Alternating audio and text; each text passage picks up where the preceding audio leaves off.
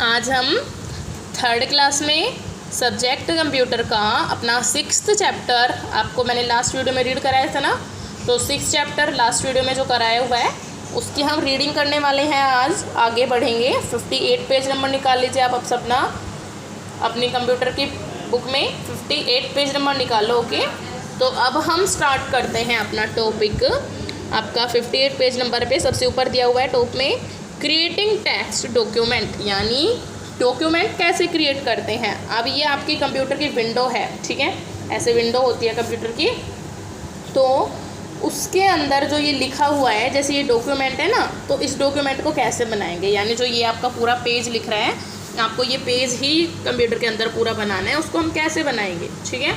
तो उसको बनाने के लिए हमें सबसे पहले क्या करना होता है, when we start Microsoft Word 2010 a blank document. अब देखो, ये तो आप सबको पता है कि जब आपने माइक्रोसॉफ्ट वर्ड 2010 ओपन किया है तो आपको एक ब्लैंक पेज ओपन होगा। हर जगह का रूल यही है, हर जो भी आप एप्लीकेशन ऑन करते हो तो उनके सारी चीज़ें सारे पेज ब्लैंक ओपन होते हैं। अगर आपकी फ़ाइल खाली है तो आपके ब्लैंक पेज ओपन होंगे और उसका नेम क्या लिखा हुआ आएगा ऊपर, यहाँ पर नेम आता है उसका, जो ये रेड पट्टी दिख रही है ना आपको, ये रेड कलर में। ओके, तो इसको क्या बोलते हैं हम, टाइटल बार, ठीक है, क्या बोलते हैं, टाइटल बार। और टाइटल बार किस लिए बोलते हैं इसको, क्योंकि उसके ऊपर आपके डॉक्यूमेंट का टाइटल होता है। जैसे आपकी बुक है ना, अब ये कंप्यूटर की बुक है तो उसमें कंप्यूटर लिखा होगा, ठीक है, कंप्यूटर के बारे में लिखा है उसमें सब कुछ, ठीक है, कि ये कंप्यूटर की बुक है। आप अपनी नोटबुक बना रहे हो तो उस पर लिखते हो, हिंदी किया तो हिंदी लिख देते हो, मैथ है तो मैथ लिख देते हो। तो ऐसे ही अपने डॉक्यूमेंट में जिस नाम से आप सेव कर रहे हो तो वो टाइटल ऊपर आ जाएगा कि आपका टाइटल ये है आपकी उसका। तो अगर आपने कोई नाम से सेव नहीं किया, जो ब्लैंक पेज है वो ओपन होता है डॉक्यूमेंट 1 के नेम से। ओके, तो opens by default with the blinking cursor toward the top left side in the document area। अब देखो ये आपको दिख रहा है कर्सर, ये एक लाइन है छोटी सी, ये ब्लिंक करती है, यानी ऐसे आपकी पलक झपकती है ना, ठीक है, ऐसे ही झपकता रहता है, शो होता है हाइड हो जाता है, शो होता है हाइड हो जाता है, बस छोटे बिल्कुल माइक्रो सेकंड के लिए। ओके, हाइड हुआ शो हुआ, हाइड हुआ शो हुआ, जैसे आपकी पलक खुलती और बंद होती है ना, तो ऐसे ही ये करता है, ब्लिंक होता रहता है। तो इसका मतलब क्या है, ये यहाँ पे आपको दिखता है। इसका मतलब पता है क्या होता है, इसका मतलब है कि आप कीबोर्ड से चाहे कुछ भी प्रेस कर रहे हो, अगर कुछ भी का मतलब ये नहीं है कि आपने कंट्रोल दबा दी या शिफ्ट दबा दी, ये नहीं, आप अगर फंक्शन की को छोड़ के आपकी अल्फ़ाबेट की या नंबर की, इनको आप प्रेस करते हो तो जो भी आप लिखना चाहते हो वो आपको लिखी हुई दिखेंगे यहाँ से, ठीक है, जहाँ पे आपका कर्सर होगा। कर्सर आपको ऐसे ही नहीं दिया होता, कर्सर का मतलब होता है जहाँ पे आपका कर्सर है वहीं पे आप लिखना स्टार्ट कर पाओगे। अगर आपका कर्सर यहाँ होता, यहाँ होता, यहाँ यहाँ जहाँ होएगा, आप वहीं से लिखना स्टार्ट कर पाओगे। तो आपने ये ध्यान रखना है कि आपने जहाँ से लिखना है कर्सर आपका वहीं होना चाहिए, ठीक है। तो this blinking cursor marks the beginning of the first line from the where we can start typing our document. तो ये कर्सर कहाँ पर होता है, आपकी फर्स्ट लाइन बोलते हैं इसको हम, तो फर्स्ट लाइन में जहाँ पर हम अपना डॉक्यूमेंट ऐड कर सकते हैं, ठीक है। तो अब आपको पता चल गया कर्सर के बारे में क्या होता है कर्सर। अब हमारा नेक्स्ट टॉपिक आता है एडिंग द टेक्स्ट। तो जो ये टेक्स्ट है, यानी ये लिख दिया हमने, अब डायरेक्ट तो हम यहाँ से शुरू कर सकते हैं, बट अगर हमें टेक्स्ट ऐड करना है तो टेक्स्ट ऐड हम कैसे करेंगे। अब देखो, now to add text in document start typing with the keyboard. अभी मैंने ये तो बता दिया आपको कि जो भी आप लिखना स्टार्ट करोगे वो यहाँ से स्टार्ट हो जाएगा।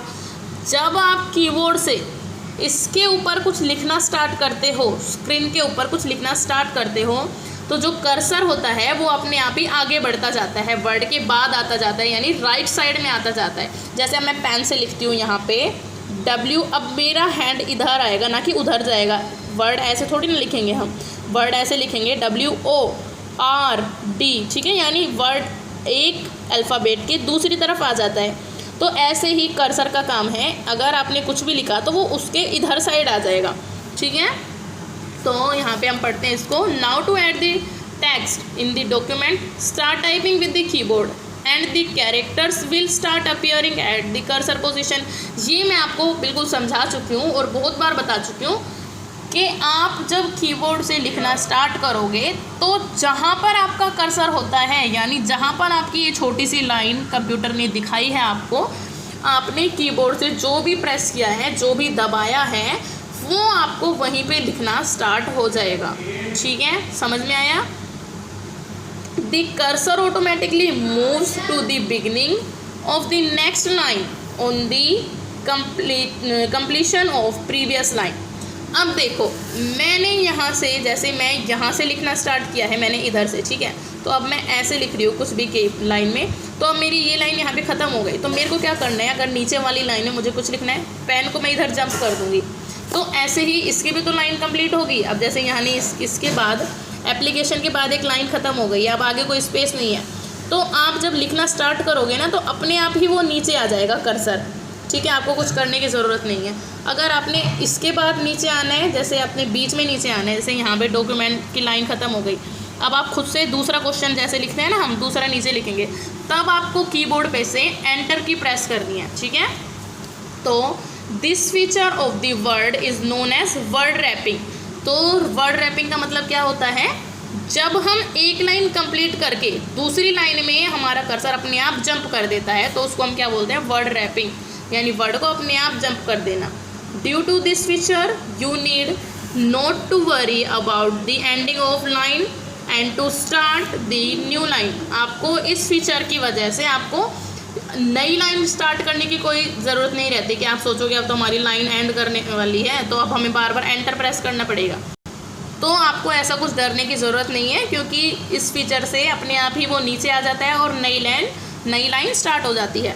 तो अब हमारा नेक्स्ट टॉपिक आता है क्रिएटिंग पैराग्राफ। तो पैराग्राफ को क्रिएट कैसे करेंगे हम, अभी वही है, ऐड डॉक्यूमेंट जैसे करना है, ऐसे ही पैराग्राफ हम क्रिएट करेंगे।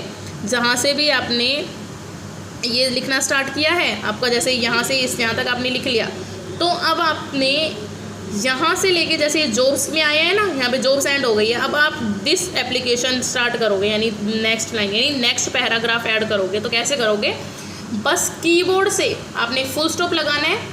अगर आप फुल स्टॉप नहीं भी लगाना चाहते हो तो कोई ज़रूरत नहीं है, बट एक जो है वो रूल है कि अगर आपका कोई भी आपका पैराग्राफ कंप्लीट हो गया है तो आपको फुल स्टॉप लगाना ज़रूरी है, क्योंकि आपका पैराग्राफ कंप्लीट हो गया। तो उसके बाद अब आपने नीचे लाइन में आना है, तो आप एंटर प्रेस करोगे। ठीक है, तो जब हम एंटर प्रेस करते हैं तो हमारा क्या हो जाता है, वो एक पूरा पैराग्राफ बन जाता है। अब हमारा नेक्स्ट टॉपिक आता है डिलीटिंग अनवांटेड टेक्स्ट। इसको हम अपनी नेक्स्ट वीडियो में पढ़ेंगे। आज का अपने होमवर्क है, आपने बस ये चैप्टर रीड करने हैं और आपका जो 5th चैप्टर थे उसके आपने क्वेश्चन आंसर लर्न करने हैं। यही आज का आपका होमवर्क है।